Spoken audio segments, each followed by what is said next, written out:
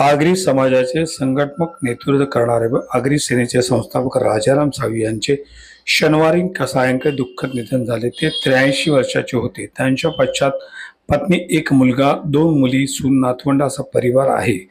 मनीषानगर कळवा हे त्यांचे वास्तव्याचे ठिकाण होते. साळवी यांनी 1 ऑगस्ट 1986 रोजी आगरी सेनेची स्थापना करून ठाणे, नाशिक, रायगड, पालघर, मुंबई, पुणे, रत्नागिरी व सिंधुदुर्ग या जिल्ह्यामध्ये विखरलेल्या आगरी समाजाला संघटित केले. समाज व ओबीसी समाजाच्या न्याय हक्कासाठी त्यांनी आक्रमक भूमिका घेत अनेक आंदोलन आणि लढ्या यशस्वीपणे उभ्या केल्या.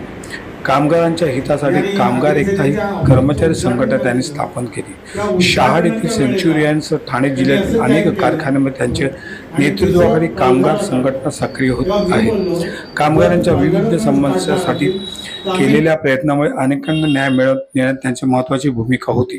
शैक्षणिक क्षेत्रातही त्यांनी मनीषा शिक्षण संस्थेची स्थापना करून स्थानिक शिक्षण विकासाला हातभार लावला.